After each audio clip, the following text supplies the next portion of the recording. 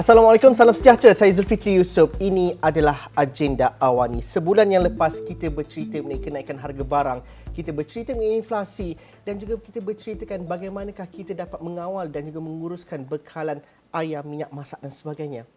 Ini bulan Ogos, adakah kita masih lagi bercerita perkara yang sama dan sejauh manakah masalah itu sudah diatasi? Ini persoalan yang mungkin kita perlu bincangkan. Mungkin suasana ataupun situasi sedikit tenang di kalangan masyarakat pada hari ini. Tetapi adakah benar itu satu perkara yang pasti?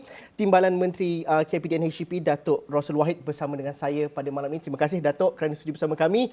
Soalannya, adakah harga ayam, telur, minyak masak berada dalam paras yang terkawal pada hari ini, dan juga bagaimana kita dapat fahami situasi terkini dan juga kestabilan harga itu, kalau dapat kita fahami, Datuk. Okey. Bismillahirrahmanirrahim. Assalamualaikum warahmatullahi wabarakatuh. Alhamdulillah rabbil alamin wa bihi nasta'in. Terima kasih Saudara Zul dan juga agenda awani yang menjemput saya untuk hadir ke studio pada malam ni. Balik pada apa yang ditanyakan tadi, untuk makluman bahawa suasana keadaan ataupun tekanan yang dihadapi oleh kita di Kementerian hari ini dah semakin kendor. Berbeza dengan tahun lepas dan beberapa bulan yang lalu, apabila isu minyak masak, isu ayam, telur mencapai satu harga yang di luar kawalan, yang terpaksa kerajaan mengambil suatu langkah intervensi untuk nak membendung daripada kenaikan harga barang tersebut yang menjejaskan kehidupan masyarakat. Contohnya ayam. Ayam pada satu masa boleh mencecah sehingga RM11 satu kilo. Ini terdapat maklumat kesan ataupun makluman daripada rakyat, daripada pengguna. Mereka melaporkan kepada kita bahawa ayam tempat mereka harganya RM11 ataupun lebih daripada itu. Dan antara itu kerajaan menyekat ataupun meletakkan harga shilling pada satu ketika RM8.40. RM8.90 satu kilo untuk pastikan di bawah RM9. Jadi apa yang dilakukan oleh kerajaan tersebut untuk pastikan harganya tidak melebihi daripada RM9 ialah kerajaan kena beri subsidi. Jadi ini bebanan kerajaan yang kita alami satu ketika dulu. Kemudian selesai masalah ayam, timbul masalah minyak.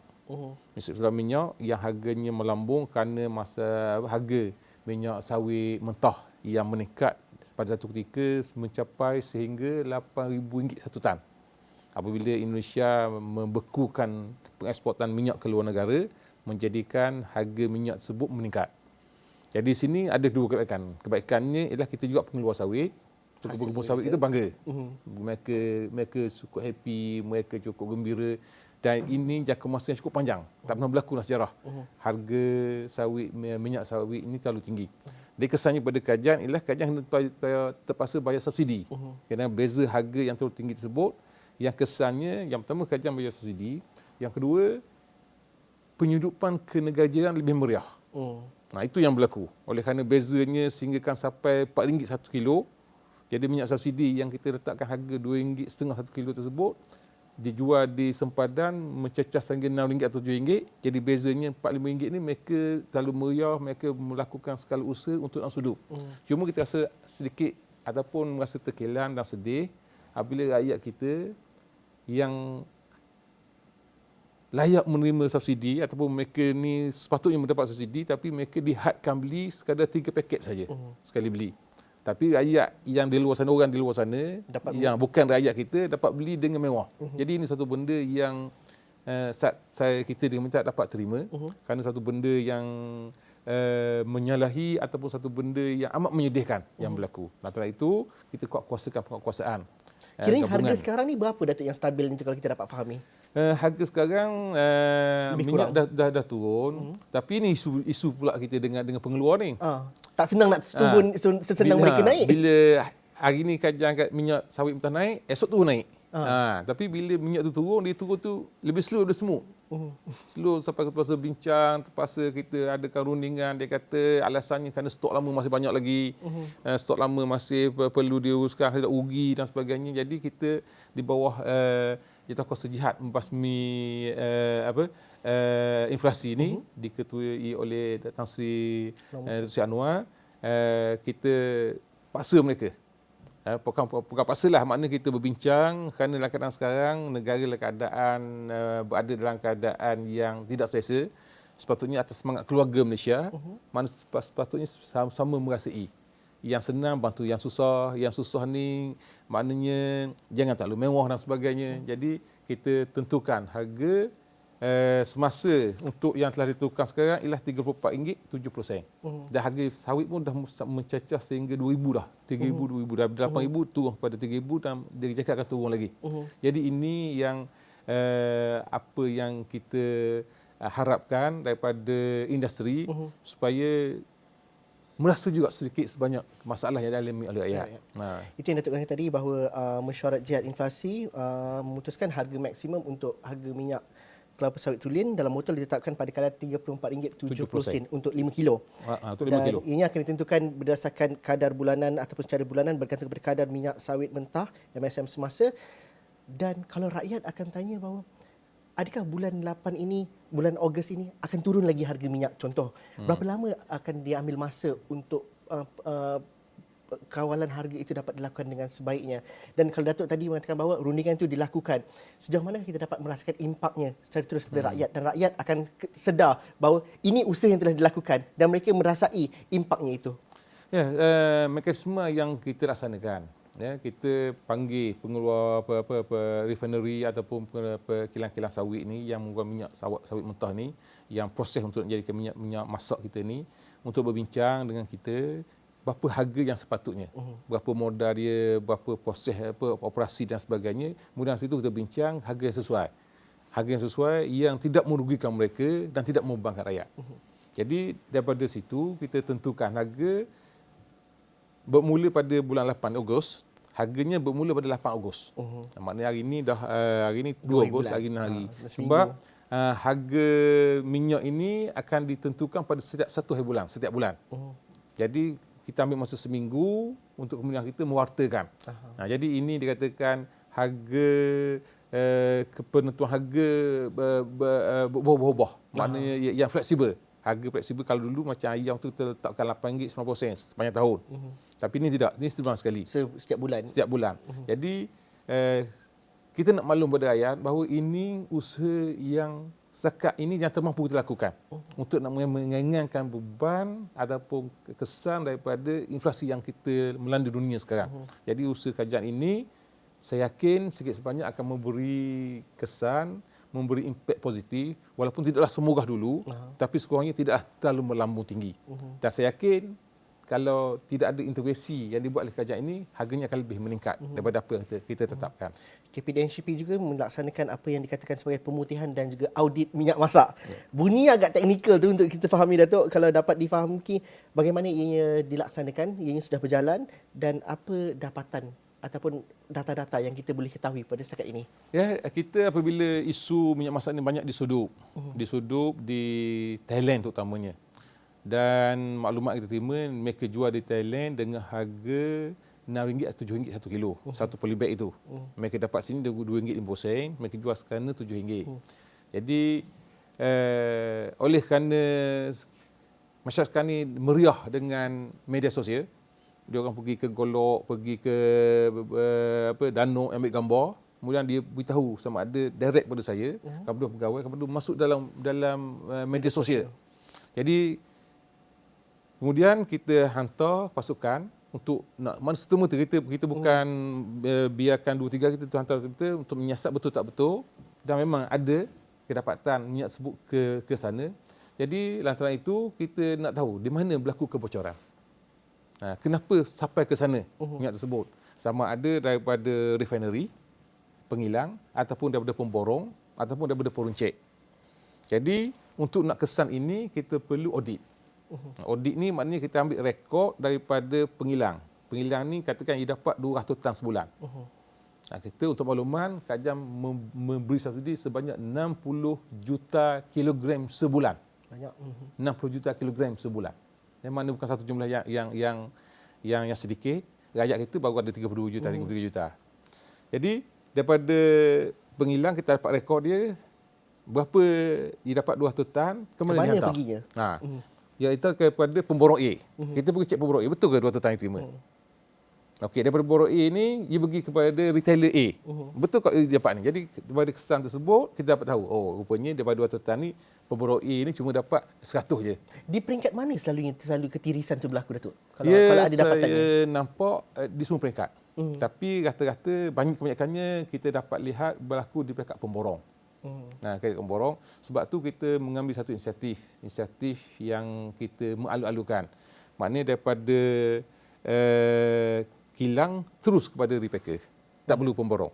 Ataupun kilang repacker, pemborong tu kemudian. Yang maknanya kita nak putuskan satu rantaian situ. Tapi masalah sekarang ni, bila situ kadang-kadang dia ni tak ada transport. Pemborong ni ada transport, logistik dan sebagainya. Jadi ini yang kadang-kadang, tetapi kita mengalur kalau ada syarikat yang boleh direct kepada retailer, maka itu kita alur-alurkan. Jadi mengurangkan kos. Dan audit dan juga pemutihan ni masih lagi dilakukan dan juga langkah intervensinya masih lagi dikenapasti. Ya, kita menjalankan secara berterusan dan semakin hebat bila ada isu ini dibangkitkan. Kemudian kita ada juga satu sistem yang panggil electronic cost.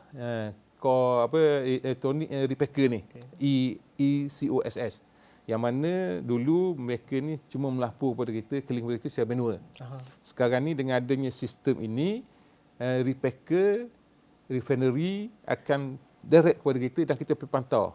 Real time. Real time. Mana ke mana berapa dia tu dia bungkus, kemudian ke mana dihantar semua sekali. Jadi ini bukan bermakna pegawai kita buat dia pejabat saja, tidak. Maknanya kita boleh pantau secara real time di pejabat dan boleh juga keluar ke lapangan untuk nak memantau dan melihat kebenaran apa yang berlaku tersebut.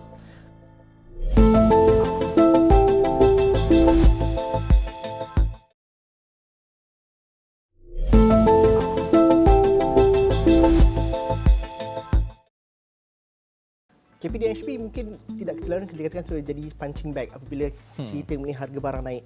Sudah tentu rakyat bersandarkan harapan kepada tugas dan juga penguatkuasaan KPDHP juga untuk pengawalan harga. Mungkin Datuk boleh ceritakan banyak ops yang dilakukan sebelum ini. Ops ATM, ayam, telur dan juga minyak masak, anti sorok, ops samar dan sebagainya yang dilaksanakan. Sejauh mana kita melihat dan juga Datuk mungkin dapat berceritakan keberkesanan penguatkuasaan satu perkara dan juga mungkin situasi sebenar cabaran sebenar itu. Kerana kalau saya sebagai rakyat saya kata, KPDHP buat apa? Tapi dalam masa yang sama juga saya ketahui bukan mudah untuk dilakukan dengan kuasa penguatkuasaan yang dilakukan oleh KPDHP dan juga keterbatasan penguatkuasaan dan sebagainya. Mungkin Datuk boleh rangkumkan dan juga ceritakan situasi sebenarnya bagaimana dan juga operasi yang dijalankan dalam beberapa kebelakangan ini. Ya, kita ada seramai 2,300 sahaja penguatkuasa seluruh Malaysia. Dari segi kecukupan tu memang terasa tak cukup. Dan kita akui untuk nak kontrol 13 buah negara di negara kita ni suatu benda yang betul. Tapi bagaimanapun saya berterima kasih kepada pegawai-pegawai penguatkuasa kita yang amat dedikasi dan menjalankan tugas. Saya nampak kehebatan mereka ni terselah apabila mereka ni antara frontliner. Walaupun kajian tak bagi elang pada frontliner masa COVID dulu, tapi mereka pantau harga barang bila ada berlaku pembelian panik. Bila berlaku panik, bila dikatakan ada PKP, ini mungkin orang dah lupa. PKP, jadi ramai orang pergi ke pasar raya, pergi tempat beli banyak barang, jadi menyebabkan keberadaan barang berkurangan. Jadi oleh kerana tersebut, penguatkuasa kita pergi beritahu kepada pekedai, kepada supermarket dan juga DC supaya kontrol barang ni, supaya jangan, maknanya kalau boleh panik tu kena kontrol. Satu, yang kedua, pegawai kita juga memantau. Penguasa kita memantau, contohnya masalah roti tak ada. Mana on the real time dia akan beritahu, okey, roti di Kuala Terengganu kurang. Jadi kita boleh ambil tindakan segera. Bawang kurang, ini tugas-tugas kita. Di samping kita menjalankan operasi ATM, ayam, telur dan juga minyak. Kemudian operasi sama untuk nak tengok masalah berlaku pencatutan. Masa harga ayam mahal dulu, kita dah tentu RM8 90 1 kilo. Tiba-tiba di Kuala Terengganu ada yang jual sehingga RM11 sekilo. Jadi bila kita buat tindakan, jadi masalah kita ialah bila kita ambil tindakan, peniaga kata, saya dah dapat harga RM10 dah sekilo, takkan saya nak jual RM9. Jadi peniaga akan marah pada kita. Tapi bila kita tak ambil tindakan, pengguna akan marah pada kita. Jadi kita berada antara dua suasana. Pengguna akan kata macam takkan ambil pantau sahaja apa tindakan dan tindakan itu tidak reflect pada dipancarkan. Jadi ini masalah kita. Jadi kita memang tugas kita Kementerian Dalam Negeri dan Haiwan Pengguna. Semua pedagang dalam negeri di bawah kita. Jadi kita nak perdagangan ni perdagangan yang sihat dan pengguna tidak teraniaya. Lantaran itu operasi-operasi yang kita laksanakan untuk makluman sehingga Julai 2022 sebanyak 61,800 penguatkuasaan pemeriksaan dilaksanakan, ada sebanyak 189 kes penyelenggaraan minyak masak bersubsidi yang nilainya rampasan mencecah sehingga 2.6 juta ringgit. Jadi itu sehingga Julai baru ni. Jadi maknanya kita melakukan penguasaan, pengetipan, biasanya berlaku di sepadan lah. Di utara kita sepadan Sepelih, Kedah, Kelantan, itu sepadan. Kemudian yang ni di Sabah Sarawak lagi banyak. Ini tercakap pasal minyak saja ni, minyak ayam telur. Masalah penghidupan gas masak, gas. Gas yang kita beli hari ni RM20.60 itu dah ada subsidi. Harga asalnya RM56. Jadi ini berlaku sebab di sana gas sana mahal. Jadi ini benda-benda yang saya rasa, saya yakin kita tak mampu nak hapuskan semua, tapi sekurang-kurangnya kita dapat mengurangkan keterisan, mengurangkan kebocoran. Ini duit kita, duit rakyat Malaysia sepatutnya dirasai oleh rakyat kita, bukan mengalir ke luar negara. Dan ini termasuk juga dengan audit dan juga pemutihan tu di bawah penguatkuasaan juga? Ya, di bawah penguatkuasaan. Banyak kerja.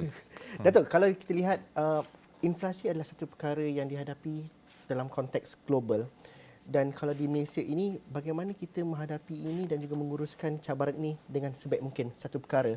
Dan juga kenaikan harga barang nak kita kaitkan juga dengan perayaan dan juga pembelian yang berkaitan dengan perayaan. Dan itu sebab kalau awal tahun sehingga ke 6 bulan pertama tahun ini kita tahu perayaan-perayaan banyak dan juga itu sukar untuk dikawal dan sebagainya. Bagaimana kita nak lihat situasi ini yang sedikit tenang dan juga boleh diuruskan untuk menurunkan harga barang ini dapat diuruskan dengan baik dalam masa 2-3 bulan yang mendatang ni. Jangkaan kita bagaimana, Datuk?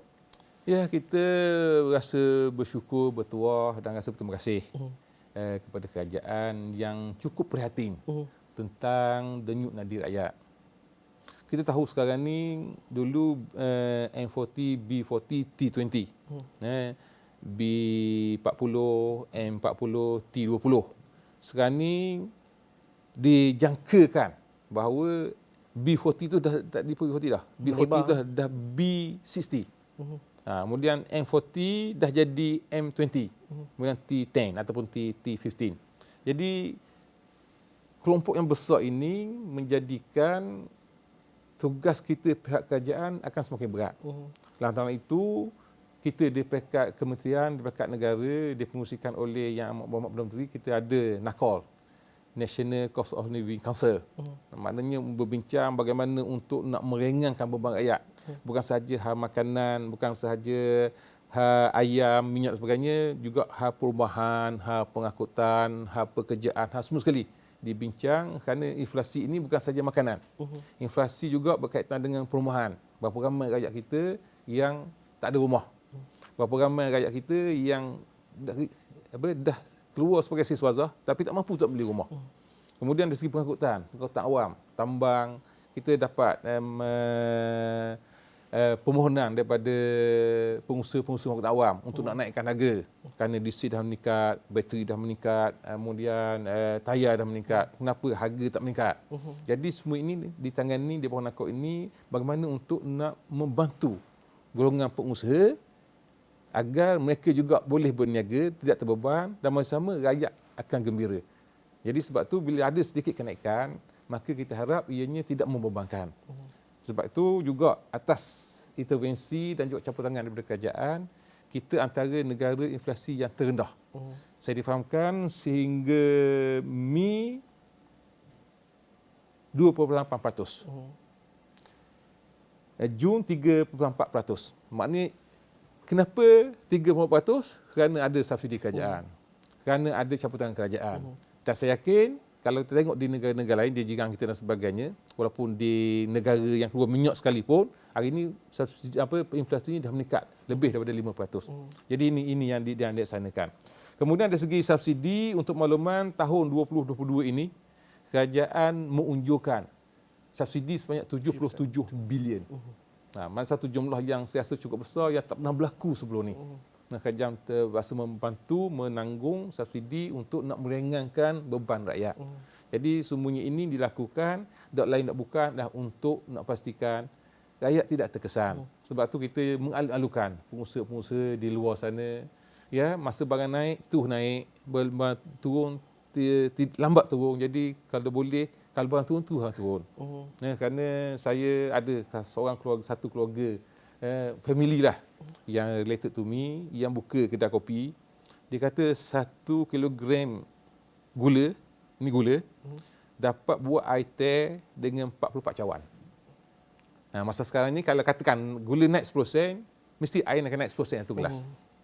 Ini benda-benda yang kita di kementerian kita perhatikan. Jadi kalau naik 10 sen tu takkan sampai 1 sen satu gelas. Jadi ini benda-benda yang kita perhatikan untuk, ya, konsep kita mudah, memberi keharmonian antara peniaga dan juga pengguna. Biar ada keseimbangan. Datuk juga menyebut tadi bahawa hal berkaitan dengan pengawalan harga dan juga subsidi makanan contohnya. 77 bilion unjuran kita untuk tahun ini. Ini bukan satu langkah, adalah langkah jangka masa pendek.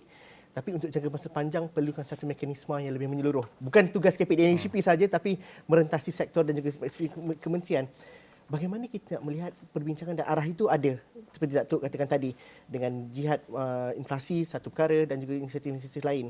Dan satu akhirnya, Datuk, dalam masa 3 minit terakhir ini, mungkin engagement dengan persatuan pengguna, engagement dengan community dan juga persatuan-persatuan peniaga. Ini merupakan kumpulan-kumpulan terbesar yang menentukan bukan sahaja bercerita ini untuk mengawal harga, tetapi untuk memberikan update dan juga input terkini kepada kementerian, dan juga engagement ini juga penting untuk memastikan bahawa sentimen itu juga dapat diuruskan dengan baik di kalangan para rakyat dan juga pelbagai lapisan di bawah sana.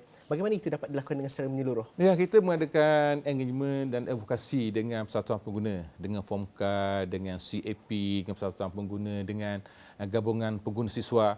Semua kita wawarkan kerana kita merasakan bahawa jika benda itu keluar daripada kita, orang akan tahu kita. Contoh macam baru ni, pengarah Melaka. Okey, kalau harga telur mahal, jangan makan telur. I nampak dalam Facebook tu viral semuanya. Viral semua, mentah. Tapi kalau hal tersebut dikeluarkan oleh FOMCA, dikeluarkan oleh CAP, dikeluarkan oleh gabungan pengguna siswa, saya rasa tak ada isu. Tidak ada isu. Jadi ini kita bohong sungguh-sungguh, sokongan, dokongan dan kefahaman yang jitu daripada rakyat supaya memahami keadaan. Jadi kita takkan nak biarkan kerajaan terpaksa tanggung sebegini banyak. Kerana dengan 77 bilion itu saya yakin dapat banyak pembangunan dapat dibuat. Antara itu, antara cara lagi untuk kita nak mungkin dan jangka masa panjang ialah kita panggil subsidi bersasar. Hari ini subsidi tidak bersasar. Subsidi hari ini semua orang dapat. Saya masih ingat lagi kawan saya pakai Range Rover. Masa mula-mula beli Range Rover dulu, baru okey, kereta saya ni tak boleh pakai RON 95. Mesti RON 97. Tapi RON 97 naik. Tapi hari ini dah RM4.70. Nampak dia buat barikat 95 juga. Jadi ini keadaan. Dan keretanya masih ada Range Rover. Masih ada Range Rover. Jadi tak rosak pun kereta. Jadi sebab RON 95 itu kerajaan subsidi. Untuk makluman, saya dimaklumkan oleh Petronas, beza antara 95 dan 97 cuma 10 sen saja. Maknanya kalau hari ini, atau harga minyak hari ini, 97, kalau hari ini harganya RM4.70, 95 RM4.60. Tapi kerajaan jual RM2.05. So bayangkan, kalau kita isi 10 liter satu kali isi, berapa yang kerajaan terpaksa subsidi kepada kita. Dia oleh kerana benda ini dapat dengan mudah, kadang-kadang kita tak terasa bahawa ini semua kerajaan, ini budi kerajaan, ini kebaikan kerajaan beri kepada kita. Kita rasakan itu macam hak kita. Tapi wahal, sepatutnya 95 ini layak untuk B40 saja. Tapi oleh kerana kita tidak bersasar, semua dapat, jadi kerajaan terpaksa tanggung banyaklah. Sebab tu apa yang dibincang, dirancang untuk nak pastikan bahawa orang yang layak saja terima. Minyak paket polybag 1 kilogram, B40 saja dapat beli. Orang berniaga, orang yang M40 ataupun T20 tak boleh beli. Tapi oleh kerana benda tu tidak ada satu mekanisme untuk nak memastikan siapa yang layak beli, maka dia akan berterabur. Subsidi bersasar ni saya rasa kena datang sesi kemudiannya, Datuk. InsyaAllah. Terima kasih untuk sesi hari ini kerana akhirnya nanti isu-isu ini adalah isu yang berpanjangan dan juga isu yang mendesak kita dari masa ke masa. Saya harap Datuk boleh janji datang lagi ke Astro Awani supaya engagement dan juga penerangan itu dapat diselesaikan dan juga dapat diterangkan dengan baik kepada rakyat. Terima kasih kepada anda yang menonton. Ada cerita anda, mungkin anda boleh kongsikan bersama kami di platform media sosial kami ataupun di platform digital kami astroawani.com. Sekian saja agenda Awani untuk malam ini. Assalamualaikum dan salam sejahtera. Jumpa lagi nanti. Terima kasih.